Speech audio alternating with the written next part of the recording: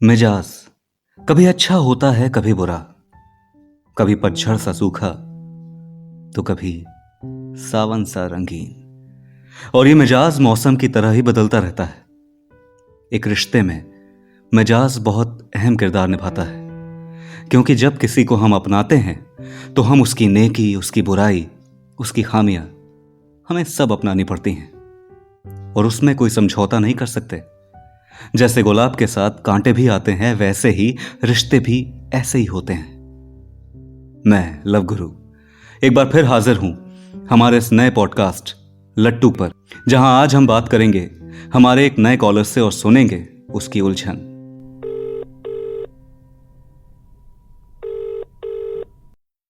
Hello love गुरु, कैसे हैं आप? बहुत बढ़िया। आप कैसे हैं? बोलने के लिए बहुत बढ़िया हूँ, लेकिन अंदर से परेशान हूँ। आपके बात करने के लहजे से लगता नहीं कि आप परेशान हैं। वो भी एक परेशानी है। मुझे समझ नहीं आ रहा कि मैं परेशान हूँ या फ्रस्ट्रेट हूँ। ओके, चलिए हम आपकी कंफ्यूजन भी दूर किए देते हैं, पर पहले अपना नाम बताइए। मेरा नाम सिद्धार्थ है और मेरे दोस्त लोग मुझे सिद्धू बुलाते हैं। हम भी आपको सिद्धू बुलाएं, कोई प्रॉब्लम तो नहीं? नहीं नहीं, कोई प्रॉब्लम नहीं है। तो सिद्धू साहब बताइए, क्या कंफ्यूजन है जिंदगी में? मेरी गर्लफ्रेंड, उसके मूड स्विंग से मैं परेशान हो गया हूँ। भाई मैं तेरा दर्द समझ सकता हूं, लेकिन लड़कियों के मूड स्विंग्स का इलाज मेरे क्या, किसी के पास भी नहीं है। भाई ये पहले नहीं था, जब हम लोग सिर्फ नॉर्मल फ्रेंड्स थे, सही रहती थी मैडम जी।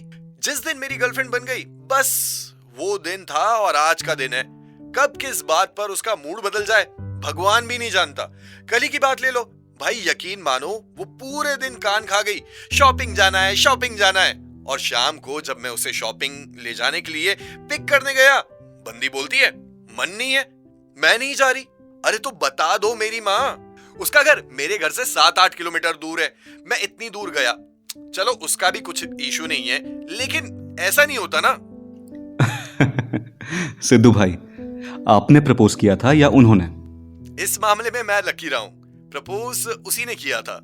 बस उनके प्रपोज करने का यही मतलब था कि अब आपको उनके सारे नखरे उठाने हैं, वो भी बिना शिकायत करे। जब आप रिलेशनशिप में जाते हैं तो एक एस्ट्रिक्स का इनविजिबल साइन भी होता है, जिसका मतलब होता है कंडीशन अप्लाई, और उन कंडीशन में मूड स्विंग्स भी इंक्लूड होते हैं। हाँ, लेकिन इंसान क्या क्या समझे, कॉलेज का सिलेबस समझे या गर्लफ्रेंड के मूड स्विंग्स। अब तो लगने लगा है कि मेरी गर्लफ्रेंड भी एक सब्जेक्ट हो गई है जो मुझसे क्लियर ही नहीं हो रहा है। हर बार पढ़कर जाता हूँ और आउट ऑफ सिलेबस सवाल आ जाता है। इश्क ऐसा सब्जेक्ट है जिसमें सिर्फ 2.5 अक्षर है भैया, और उन्हीं 2.5 अक्षर में पूरी दुनिया है। और वही 2.5 अक्षर समझना सबसे मुश्किल होते हैं। लड़की ऐसी पहेली है जिसको सुलझाना बहुत मुश्किल है, लेकिन उसको सुलझाने का तरीका बहुत सरल। उसी पहेली को सुलझाने का तरीका पूछने के लिए ही तो आपको याद किया है। याद करने का बहुत बहुत शुक्रिया।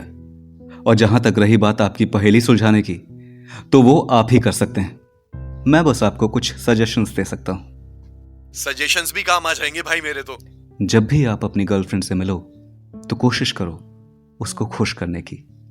हाँ, मानता हूं थोड़ा हार्ड टास्क है, क्योंकि ज्यादातर लोगों को लगता है लड़कियों पर खर्चा कर देंगे तो लड़की खुश हो जाएगी, लेकिन यह बिल्कुल गलत धारणा है। कभी कभी लड़कियां सिर्फ सच्चे दिल से करी गई तारीफ से भी खुश हो जाती हैं, तो उनसे मिलते ही उनकी तारीफ में कुछ अच्छा बोल दीजिए, जिससे उनका मूड हल्का हो जाएगा। तारीफ करने से मूड हल्का हो जाएगा, लेकिन मूड स्विंग का क्या? वो तो हर वक्त बदलता रहता है।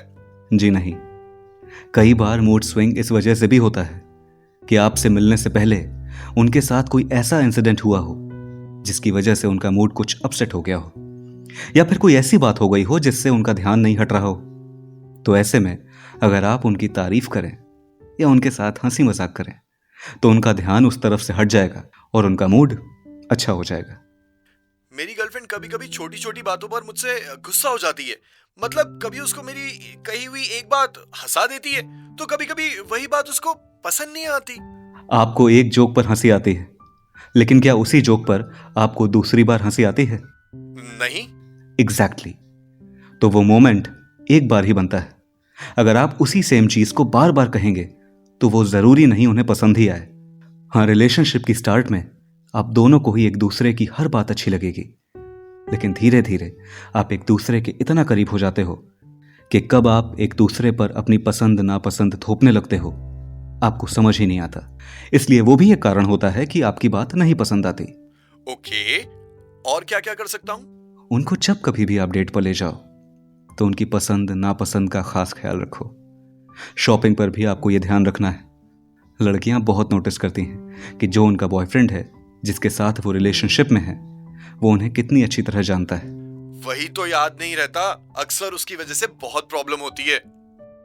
होगी ही भैया, रिलेशनशिप एक गाड़ी चलाने जैसा है, सावधानी हटी दुर्घटना घटी।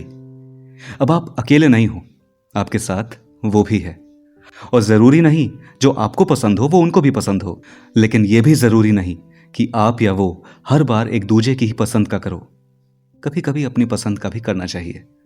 इससे एक दूसरे को समझने में और आसानी होती है। ये एक रीजन मुझे सबसे ज्यादा वैलिड लगता है, क्योंकि मोस्ट ऑफ द टाइम मैं उसको अपनी पसंद की जगह ले जाना, अपनी पसंद की फिल्म्स दिखाना पसंद करता हूँ। आई नो इट्स रॉन्ग, लेकिन वो कभी कुछ कहती नहीं है। वो कहती है। वो जो छोटी छोटी बातों पर झगड़ा करती है, एक्चुअली वो आपके लिए इशारा है कि कभी आप भी उनकी पसंद की जगह पर ले जाओ, उनकी पसंद की फिल्म दिखाओ जो आपको समझना चाहिए। ओके, अब से ध्यान रखूंगा मैं। ये सब छोटी छोटी बातें होती हैं, लेकिन एक रिश्ते के लिए बहुत अहम होती हैं, जिन्हें एक वक्त के बाद अक्सर हम लोग नजरअंदाज करने लगते हैं और उसी वजह से रिश्तों में खटास आने लगती है। आपकी बातें सुनकर मुझे अभी लगने लगा है कि मुझे बहुत कुछ सीखना है। मैं जितना समझता था कि एक रिश्ता संभालना आसान होता है, उतना आसान है नहीं। पहला रिलेशन है। हाँ, इसीलिए इतना कंफ्यूज था, लेकिन थोड़ी कंफ्यूजन अब दूर हो गई है।